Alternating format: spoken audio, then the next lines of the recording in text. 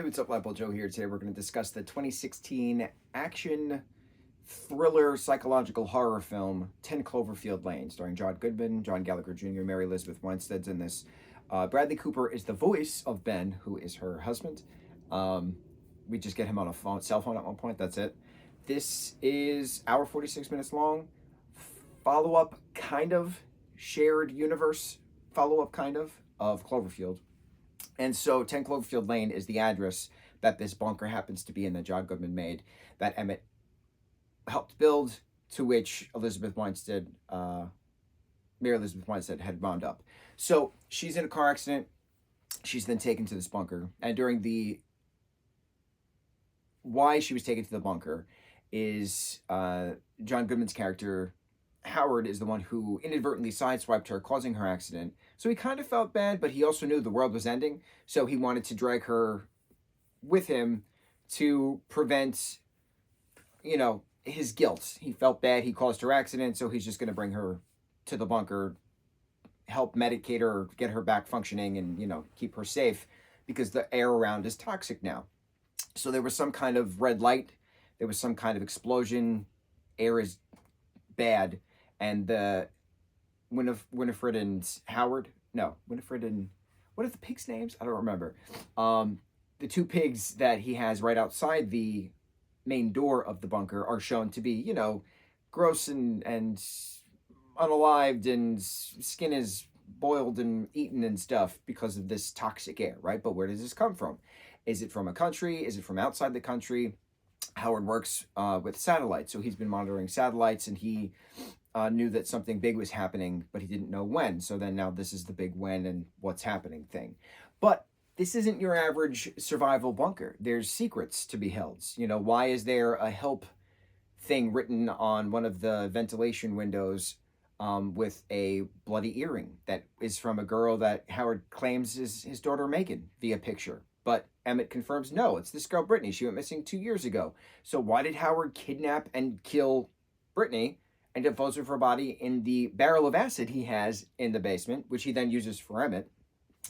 A lot of stuff. A lot of psychological bunker stuff. We've seen good safe room, good bunker films before, but this is a very well done bunker film. And then Elizabeth then fighting Howard, escaping the bunker, noticing then the air is not toxic anymore. It was just a temporary toxic because she sees and hears birds flying around.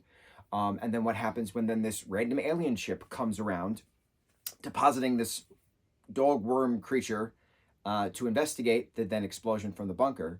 And then she's fighting the creature. She then makes a Molotov cocktail to throw into the spaceship to then kill a spaceship. It's got the same roar that the Cloverfield monster has. So it's a hybrid biomechanical ship.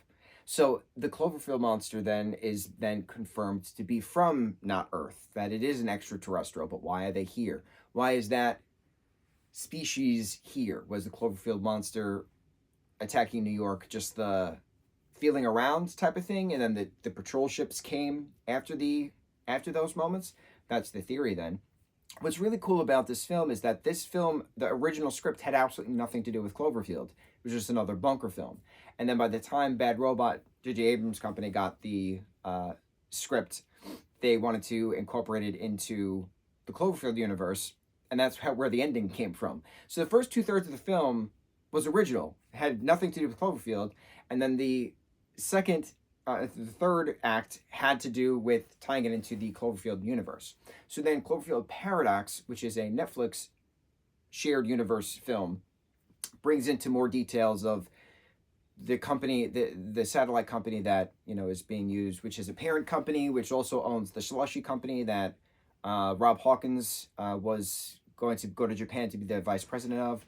So again, shared universe of stuff, which is interesting, because back then we didn't have a lot of shared universe stuff. We had the View Askew universe from Kevin Smith at that point. We had certain tiny little other projects here and there for shared universes, but not as big of a scale as we have for Marvel and DCU and stuff like that. So it's interesting watching something again now that you haven't seen in so long, because you pick up on certain clues. I like that we're also doing this Cloverfield marathon on this, today? Today is January 18th. Today is the 17th anniversary of the first Cloverfield film. So happy anniversary to Cloverfields. Happy anniversary to the franchise. Wonderful franchise. So I remember seeing Cloverfield Paradox once. I don't remember most of it. I remember some guy winds up in a wall at one point after a blip in the dimension. And I remember I didn't like it, but now that I'm watching it back to back to back, I'm going to be paying attention to clues. So I'm assuming I'm going to like it more because now that I'm doing this back to back to back. We shall see. We're going to revisit that in our next conversation. 10 Cloverfield Lane, wonderful, disturbing film, excellent bunker film with a good alien ending. On to the next review. Mahalo.